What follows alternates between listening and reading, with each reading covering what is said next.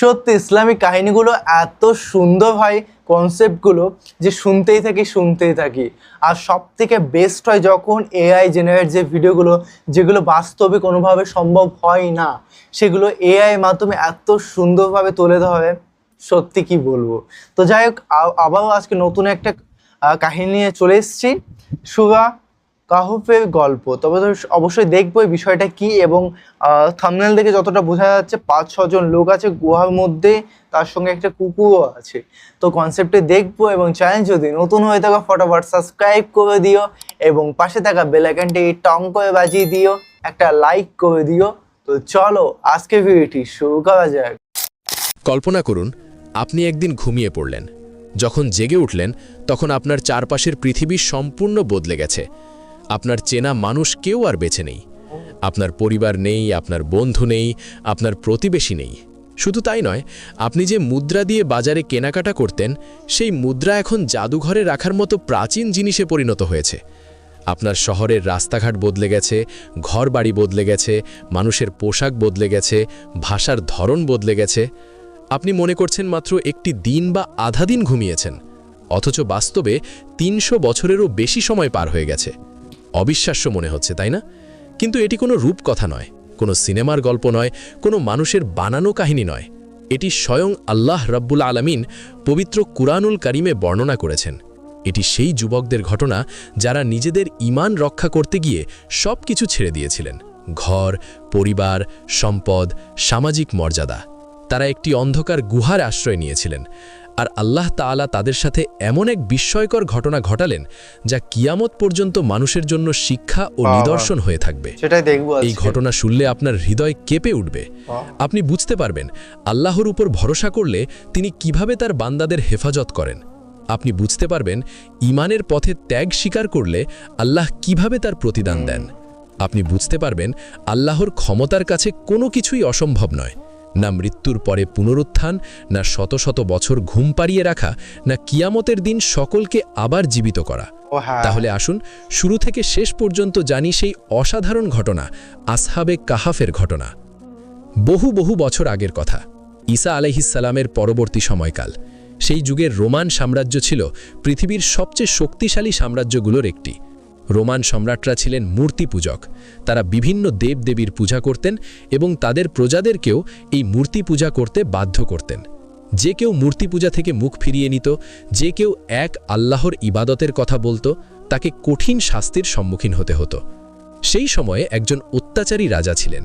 তাফসিরবিদদের বর্ণনা অনুযায়ী তার নাম ছিল দাকিয়ানুস বা ডেশিয়াস।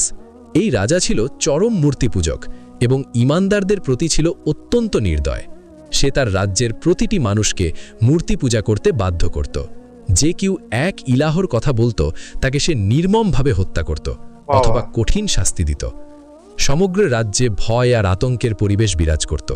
মানুষ প্রকাশ্যে সত্য কথা বলতে ভয় পেত। যারা মনে মনে এক আল্লাহকে বিশ্বাস করত, তারাও ভয়ে মুখ বুজে থাকত। এই শহরে মূর্তি পূজার উৎসব হতো। বিশাল বিশাল মূর্তি বানানো হতো। মন্দিরে মন্দিরে পশু বলি দেওয়া হতো মূর্তিদের সামনে। ধূপ জ্বালানো হতো, ফুল দেওয়া হতো, মূর্তিদের সামনে সেজদা করা হতো। আর রাজা দাকিয়ানুস নিজে এসব উৎসবে উপস্থিত থাকত এবং খেয়াল করত কে মূর্তির সামনে মাথা নোয়াচ্ছে আর কে নোয়াচ্ছে না। এই শহরেই কিছু যুবক ছিলেন। তারা সাধারণ যুবক ছিলেন না, তারা ছিলেন সম্ভ্রান্ত পরিবারের সন্তান। কোনো কোনো তাফসিরের বর্ণনা অনুযায়ী তারা ছিলেন রাজদরবারের উচ্চ পদস্থ ব্যক্তিদের সন্তান, রাজ পরিবারের সাথে সংশ্লিষ্ট। তাদের জীবনে কোনো অভাব ছিল না। সম্পদ ছিল, মর্যাদা ছিল, সামাজিক প্রতিপত্তি ছিল। দুনিয়ার হিসেবে তাদের জীবন ছিল আরামদায়ক ও বিলাসবহুল। কিন্তু আল্লাহ তাআলা তাদের অন্তরে হেদায়েতের আলো জ্বেলে দিলেন। তারা নিজেরাই চিন্তা করতে শুরু করলেন, এই মূর্তিগুলো কি সত্যিই কোনো ক্ষমতা রাখে? এই পাথরের তৈরি জিনিসগুলো কি সত্যিই কারো উপকার বা ক্ষতি করতে পারে? মানুষ নিজের হাতে এগুলো বানায়, তারপর এগুলো সামনে গিয়ে সেজদা করে। এটা কি যুক্তিসঙ্গত? এই আসমান কে বানিয়েছেন? এই জমিন কে সৃষ্টি করেছেন? সূর্য কে উদয় করেন? বৃষ্টি কে বর্ষণ করেন? এসব প্রশ্ন তাদের মনে ঘুরপাক খাচ্ছিল। আল্লাহ তাআলা কুরআনুল কারীমে তাদের সম্পর্কে বলেছেন, তারা ছিল কিছু যুবক যারা তাদের রবের প্রতি ঈমান এনেছিল এবং আমি তাদের হেদায়েত বাড়িয়ে দিয়েছিলাম। লক্ষ্য করুন, আল্লাহ তাআলা এখানে ফিতিয়াহ শব্দ ব্যবহার করেছেন, যার অর্থ যুবক। তারা বয়সে তরুণ ছিলেন, যৌবনের সেই সময় যখন সাধারণত মানুষ দুনিয়ার ভোগ বিলাসে মত্ত থাকে, খেলাধুলায় আর আমোদ প্রমোদে ব্যস্ত থাকে, ঠিক সেই সময় এই যুবকরা সত্যের সন্ধান খুঁজছিলেন, আল্লাহর একত্বের পথে নিজেদের উৎসর্গ করছিলেন। আর আল্লাহ বলেছেন, আমি তাদের অন্তরকে মজবুত করে দিলাম যখন তারা দাঁড়িয়ে বলল, আমাদের রব হলেন আসমানসমূহ ও জমিনের রব, আমরা কখনোই তাকে ছাড়া অন্য কোনো ইলাহকে ডাকব না, তাহলে আমরা অবশ্যই সীমালঙ্ঘনকারী কথা বলবো। কি অসাধারণ সাহস, কি অসাধারণ দৃঢ়তা! একটি শহরে যেখানে রাজা থেকে শুরু করে সাধারণ মানুষ সবাই মূর্তি পূজা করছে, সেখানে কিছু যুবক দাঁড়িয়ে ঘোষণা দিচ্ছেন, আমাদের রব শুধু এক আল্লাহ, আমরা তাকে ছাড়া আর কাউকে ডাকব না। আর তারা পরিষ্কার বলছেন, যারা আল্লাহ ছাড়া অন্য কাউকে ইলাহ হিসাবে মানে তারা সীমালঙ্ঘনকারী, তারা ভুল পথে আছে। তারপর তারা বললেন, এরা আমাদের সম্প্রদায়, এরা আল্লাহ ছাড়া অন্য ইলাহ গ্রহণ করেছে, এরা কেন এদের ব্যাপারে স্পষ্ট প্রমাণ নিয়ে আসে না? সুতরাং সেই ব্যক্তির চেয়ে বড় জালেম আর কে যে আল্লাহর ব্যাপারে মিথ্যা রচনা করে? তারা যুক্তি দিয়ে কথা বলছেন। তারা বলছেন, তোমরা যেসব মূর্তির পূজা করো এগুলো যে ইলাহ, এর কি প্রমাণ আছে? কোনো প্রমাণ নেই। সুতরাং যারা আল্লাহ ছাড়া অন্য কিছুর ইবাদত করে তারাই সবচেয়ে বড় জালেম। কিন্তু এই ইমানি ঘোষণার পরিণতি কি হতে পারে তা তারা ভালো করেই জানতেন। রাজা দাকিয়ানুস এমন কাউকে ছাড় দেয় না যে মূর্তি পূজা প্রত্যাখ্যান করে। তাদের ধরা পড়লে নিশ্চিত মৃত্যু অথবা এমন কঠিন শাস্তি যা মৃত্যুর চেয়েও ভয়ানক। তারা পরামর্শ করলেন, তারা চিন্তা করলেন, তাদের সামনে দুটি পথ, হয় মূর্তি পূজা করে রাজার অনুগত থাকা এবং দুনিয়ার আরাম আয়েশে জীবন কাটানো, নয়তো ইমানের ওপর অটল থেকে সব কিছু ত্যাগ করা। তারা দ্বিতীয় পথটি বেছে নিলেন। তারা সিদ্ধান্ত নিলেন যে তারা এই শহর ছেড়ে চলে যাবেন, তারা কোনো গুহায় আশ্রয় নেবেন, আল্লাহর ওপর পূর্ণ তাওয়াক্কুল করবেন, আল্লাহ তাদের রক্ষা করবেন। চিন্তা করুন, এই যুবকরা সম্ভ্রান্ত পরিবারের সন্তান, তারা বড় বড় প্রাসাদে থাকতেন, নরম বিছানায় ঘুমাতেন, উন্নত খাবার খেতেন, আর এখন তারা সেই সব কিছু ছেড়ে দিয়ে একটি অন্ধকার স্যাঁতস্যাঁতে গুহায় আশ্রয় নিচ্ছেন, শুধুমাত্র ঈমান রক্ষার জন্য, শুধুমাত্র আল্লাহর সন্তুষ্টির জন্য। তারা ঘর ছাড়লেন, পরিবার ছাড়লেন, বন্ধু বান্ধব ছাড়লেন, সম্পদ ছাড়লেন, সামাজিক মর্যাদা ছাড়লেন, সব কিছু ছাড়লেন। সাথে নিলেন শুধু আল্লাহর ওপর ভরসা এবং নিজেদের ঈমান। আর সাথে ছিল তাদের একটি কুকুর। হ্যাঁ, তাদের সাথে একটি কুকুর ছিল। এই কুকুরটি তাদের অনুসরণ করেছিল। কোনো কোনো তাফসিরে এসেছে যে কুকুরটি ছিল একজন রাখালের, যে তাদের পথে পেয়েছিল। আবার কোনো কোনো বর্ণনায় এসেছে যে কুকুরটি তাদেরই ছিল, শিকারী কুকুর। কুকুরটি তাদের সাথে সাথে চলল এবং গুহায়ও তাদের সঙ্গী হলো। তারা শহর থেকে বের হয়ে পাহাড়ের দিকে রওনা দিলেন। অবশেষে তারা একটি গুহা খুঁজে পেলেন। এটি ছিল একটি প্রশস্ত গুহা। তারা সেই গুহায় প্রবেশ করলেন। তাদের কুকুরটি গুহার মুখে তার সামনের 2 পা প্রসারিত করে শুয়ে পড়ল, যেন একজন প্রহরীর মতো পাহারা দিচ্ছে। তারা গুহায় ঢুকে আল্লাহর কাছে দোয়া করলেন। তারা আল্লাহর কাছে রহমত চাইলেন। তারা আল্লাহর কাছে নিজেদের কাজকর্মের সুব্যবস্থা চাইলেন। তারা আল্লাহর কাছে আশ্রয় চাইলেন সেই জালিম রাজা ও তার কওমের অনিষ্ট থেকে। আর আল্লাহ তাআলা তাদের দোয়া কবুল করলেন। কিন্তু আল্লাহ তাদের দোয়া কবুল করলেন এমনভাবে যা তাদের কল্পনাতেও ছিল না। আল্লাহ তাদের জন্য এমন এক ব্যবস্থা করলেন যা ছিল সত্যিই অবিশ্বাস্য, সত্যিই বিস্ময়কর। আল্লাহ তাআলা তাদের কানে পর্দা ফেলে দিলেন, অর্থাৎ আল্লাহ তাদের গভীর ঘুমে নিমজ্জিত করলেন। এমন ঘুম যে বাইরের কোনো শব্দ তাদের কানে পৌঁছায় না, কোনো ঝড়ের আওয়াজ, কোনো পশু পাখির ডাক, কোনো মানুষের কথা, কিছুই তাদের ঘুম ভাঙাতে পারবে না। আল্লাহ যতক্ষণ চান ততক্ষণ তারা ঘুমিয়ে থাকবে। আল্লাহ তাআলা বলেন, অতঃপর আমি গুহায় তাদের কানে পর্দা ফেলে দিলাম বহু বছরের জন্য। বহু বছরের জন্য, এই কথাটি শুনে কি একটু থামতে হয় না? এই যুবকরা জানতেন না যে তাদের এই ঘুম হবে বহু বছরের ঘুম। তারা ভেবেছিলেন হয়তো কিছুক্ষণ বিশ্রাম নিয়ে আবার জেগে উঠবেন, কিন্তু আল্লাহর পরিকল্পনা ছিল সম্পূর্ণ ভিন্ন। এখন প্রশ্ন হলো, 300 বছরেরও বেশি সময় ধরে কিছু মানুষ একটি গুহায় ঘুমিয়ে আছে। তাদের শরীর কি নষ্ট হয়ে যাবে না? 309 বছর? তাদের চামড়া কি পচে যাবে না? তাদের হাড়গোড় কি ক্ষয় হয়ে যাবে না? সাধারণ হিসেবে তো হওয়ার কথা, একদম। কিন্তু আল্লাহ তাআলা তাদের হেফাজতের জন্য কিছু অসাধারণ ব্যবস্থা করলেন, যা তিনি নিজে কুরআনে উল্লেখ করেছেন। প্রথম ব্যবস্থা, সূর্যের আলো ও তাপ থেকে সুরক্ষা। আল্লাহ তাআলা বলেন, তুমি সূর্যকে দেখবে, যখন তা উদিত হয় তখন তাদের গুহা থেকে ডান দিকে সরে যায়, আর যখন তা অস্ত যায় তখন তাদের থেকে বাম দিকে কেটে যায়, অথচ তারা গুহার প্রশস্ত স্থানে রয়েছে। সুবহান আল্লাহ। আল্লাহ গুহার অবস্থান এমনভাবে নির্ধারণ করেছিলেন যে সূর্যের আলো সরাসরি তাদের শরীরে পড়তো না। সকালে সূর্য উদিত হলে রশ্মি গুহার ডান পাশ দিয়ে চলে যেত, আর সন্ধ্যায় সূর্য অস্ত যাওয়ার সময় রশ্মি বাম পাশ দিয়ে চলে যেত। কিন্তু তারা গুহার এমন একটি প্রশস্ত জায়গায় ছিলেন যেখানে পর্যাপ্ত বাতাস চলাচল করত। এই ব্যবস্থার ফলে তাদের শরীরে সরাসরি সূর্যের তাপ পড়তো না, তাই তাদের শরীর শুকিয়ে যেত না বা পুড়ে যেত না।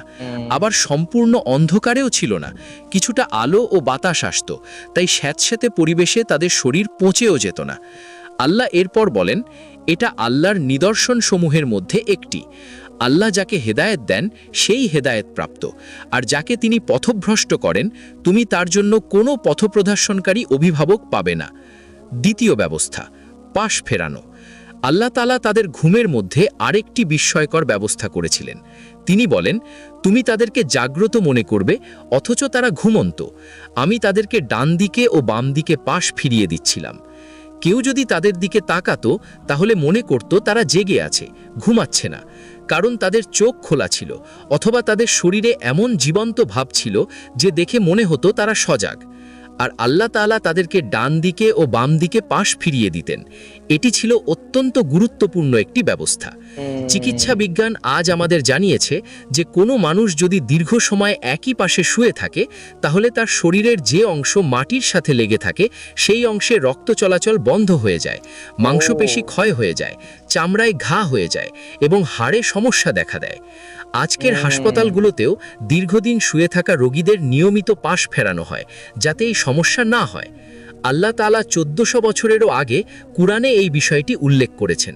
তিনি নিজে তার অসীম ক্ষমতায় এই যুবকদের পাশ ফিরিয়ে দিতেন, কখনো ডানে কখনো বামে, যাতে তাদের শরীর সংরক্ষিত থাকে, তাদের মাংসপেশি অক্ষত থাকে, তাদের রক্ত চলাচল বজায় থাকে। তৃতীয় ব্যবস্থা, কুকুরটির ভূমিকা।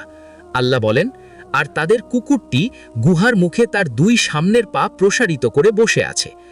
কুকুরটি গুহার প্রবেশদ্বারে ছিল, তার দুই সামনের পা ছড়িয়ে দিয়ে সে শুয়েছিল, ঠিক যেন একজন প্রহরী।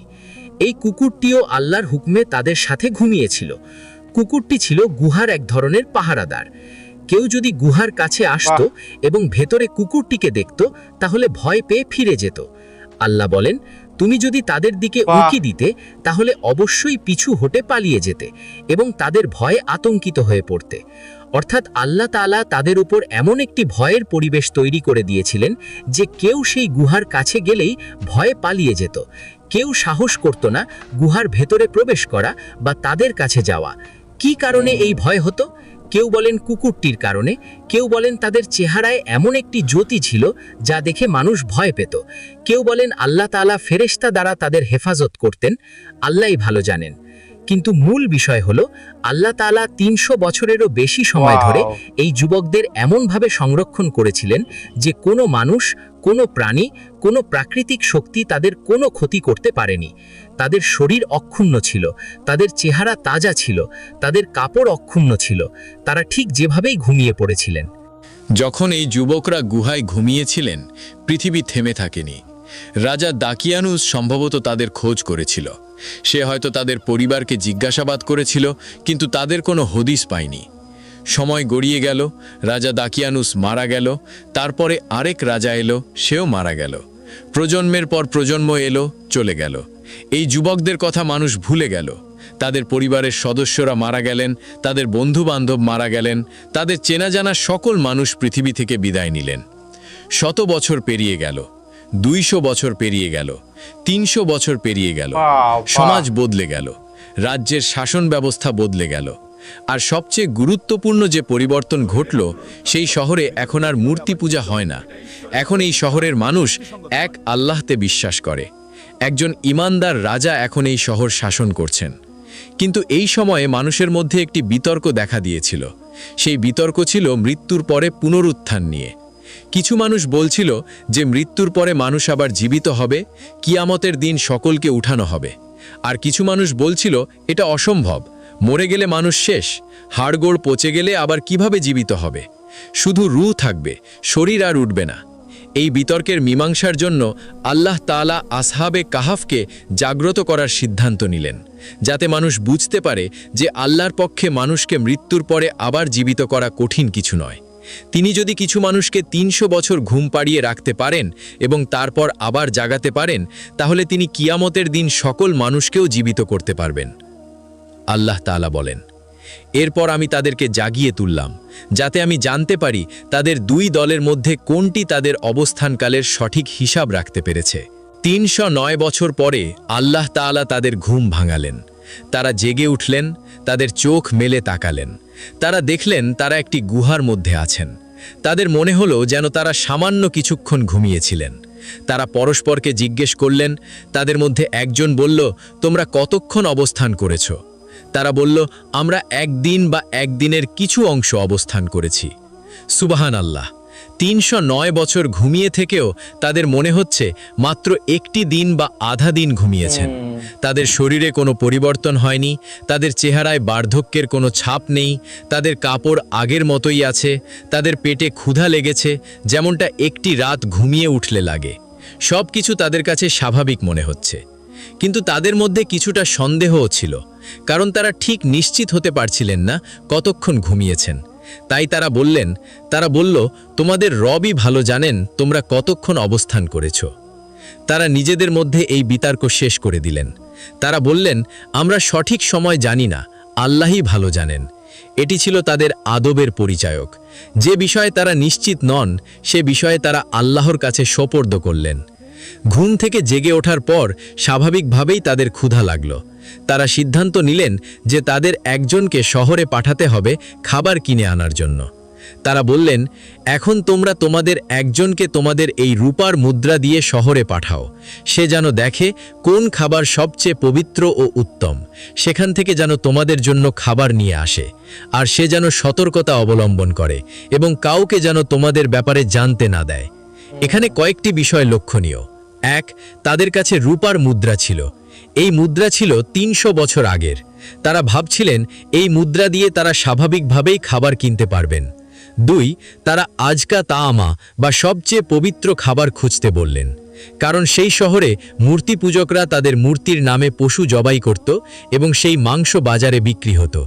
এই যুবকরা চাইছিলেন না যে তারা মূর্তির নামে জবাই করা কোনো খাবার খান, তাই তারা পবিত্র ও হালাল খাবার খুঁজতে বললেন। ৩. তারা সতর্কতা অবলম্বন করতে বললেন। তারা ভয় পাচ্ছিলেন যে রাজা দাকিয়ানুস বা তার লোকজন তাদের খুঁজে বের করবে। তারা জানতেন না যে দাকিয়ানুস শত শত বছর আগে মারা গেছে। তারা বললেন, কারণ তারা যদি তোমাদের সম্পর্কে জানতে পারে, তাহলে তারা তোমাদের পাথর মেরে হত্যা করবে অথবা তাদের ধর্মে মানে মূর্তি পূজায় ফিরিয়ে নিয়ে যাবে, আর তাহলে তোমরা কখনোই সফল হবে না।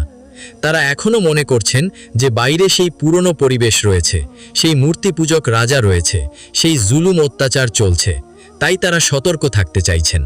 তাদের মধ্য থেকে একজনকে পাঠানো হলো শহরে। তিনি রূপার মুদ্রা নিয়ে রওনা দিলেন। গুহা থেকে বের হয়ে তিনি পাহাড় থেকে নামতে শুরু করলেন। যতই তিনি শহরের দিকে এগিয়ে যাচ্ছিলেন, ততই কিছু একটা অসঙ্গতি অনুভব করছিলেন। রাস্তাঘাট কেমন যেন বদলে গেছে। আগে যেখানে মাঠ ছিল সেখানে এখন ঘরবাড়ি, আগে যেখানে ঘর ছিল সেখানে হয়তো অন্য কিছু। মানুষের চেহারা অপরিচিত, তাদের পোশাক আলাদা ধরনের। কিন্তু তিনি ভাবলেন হয়তো তিনি ভুল রাস্তায় এসেছেন অথবা কিছু পরিবর্তন হয়েছে। তিনি শহরে প্রবেশ করলেন। তিনি একটি দোকানে গেলেন খাবার কিনতে। তিনি রূপার মুদ্রা বের করলেন এবং দোকানদারকে দিলেন। দোকানদার মুদ্রাটি হাতে নিয়ে অবাক হয়ে তাকালো। এই মুদ্রা তো ৩০০ বছরের পুরনো। এমন মুদ্রা তো বহু আগে চলাচল বন্ধ হয়ে গেছে। দোকানদার মুদ্রাটি উল্টে পাল্টে দেখল। মুদ্রায় দাকিয়ানুস রাজার নাম ও ছবি খোদাই করা। এই রাজা তো শত শত বছর আগে মারা গেছে। দোকানদার জিজ্ঞেস করল, তুমি কোথা থেকে এই মুদ্রা পেলে? তুমি কি কোনো গুপ্তধন খুঁজে পেয়েছ? যুবকটি অবাক হলেন। তিনি বুঝতে পারছিলেন না দোকানদার কেন এত অবাক হচ্ছে। তিনি বললেন, এটা আমার নিজের টাকা, এতে অবাক হওয়ার কি আছে? আমি তো গতকালই এই শহরে ছিলাম। দোকানদার আরও বিস্মিত হলো। সে অন্যদের ডাকল। খবর ছড়িয়ে পড়ল। মানুষ জড়ো হতে শুরু করল এই অদ্ভুত যুবকের চারপাশে, যে ৩০০ বছরের পুরনো মুদ্রা দিয়ে কেনাকাটা করতে এসেছে এবং দাবি করছে যে সে গতকালই এই শহরে ছিল। যুবকটি এই ভিড় দেখে ভয় পেলেন। তিনি ভাবলেন হয়তো তাকে চিনে ফেলেছে এবং রাজা দাকিয়ানুসের কাছে নিয়ে যাবে। তিনি পালানোর চেষ্টা করলেন, কিন্তু মানুষ তাকে ঘিরে ধরল। তারা তাকে শহরের শাসকের কাছে নিয়ে গেল। কিন্তু এই শাসক কোনো মূর্তিপূজক ছিলেন না, তিনি ছিলেন একজন ইমানদার শাসক। শাসকের কাছে যুবকটিকে আনা হলো। শাসক তাকে জিজ্ঞেস করলেন, তুমি কে, কোথা থেকে এসেছো, এই পুরনো মুদ্রা তুমি কোথায় পেলে? একদম। যুবকটি তার পরিচয় দিলেন। তিনি তার বাবার নাম বললেন, তার পরিবারের নাম বললেন, তার ঠিকানা বললেন। কিন্তু সেই নামগুলো কেউ চেনে না, সেই পরিবারের কথা কেউ জানে না, সেই ঠিকানায় এখন অন্য মানুষ থাকে। যুবকটি বললেন, আমি এই শহরের বাসিন্দা। আমরা রাজা দাকিয়ানুসের অত্যাচার থেকে বাঁচতে কাল রাতে একটি গুহায় আশ্রয় নিয়েছিলাম। আজ আমার সাথীরা আমাকে খাবার কিনতে পাঠিয়েছে।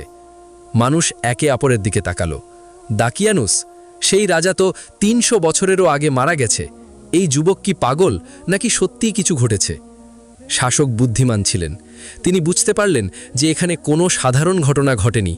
তিনি যুবকটিকে বললেন, তুমি আমাদের সেই গুহায় নিয়ে চলো। যুবকটি রাজি হলেন। তিনি এবং শহরের অনেক মানুষকে নিয়ে গুহার দিকে রওনা দিলেন। পুরো শহর যেন নড়ে উঠল। শত শত মানুষ সেই যুবকের পিছে পিছে গুহার দিকে ছুটল। খবর চারদিকে ছড়িয়ে পড়ল। ৩০০ বছর আগের কিছু মানুষ জীবিত আছে একটি গুহায়। তারা গুহার কাছে পৌঁছলেন। যুবকটি গুহার ভেতরে প্রবেশ করলেন। তিনি তার সাথীদের কাছে গেলেন। গুহার ভেতরে বাকি যুবকরা অপেক্ষা করছিলেন। তারা তাদের সাথীর জন্য চিন্তিত ছিলেন। তিনি যখন ফিরে এলেন, তারা জিজ্ঞেস করলেন, কি হয়েছে, খাবার এনেছ? যুবকটি তাদের সব কিছু জানালেন। তিনি বললেন, ভাইয়েরা, পৃথিবী বদলে গেছে। দাকিয়ানুস আর নেই, সেই মূর্তি পূজকরা আর নেই। এখন এই শহরে এক আল্লাহতে বিশ্বাসী মানুষ বাস করে, আর আমরা একদিন নয় ৩০০ বছরেরও বেশি সময় ঘুমিয়েছিলাম। তাদের অবস্থা কেমন হয়েছিল সেই মুহূর্তে তা কল্পনা করুন। ৩০০ বছর, তাদের মা বাবা নেই, পরিবার নেই, বন্ধু নেই, চেনা জানা কেউ নেই। তাদের জানা পৃথিবী আর নেই, সব কিছু বদলে গেছে। শহরের মানুষ গুহার বাইরে দাঁড়িয়েছিল। শাসক তাদের দেখলেন।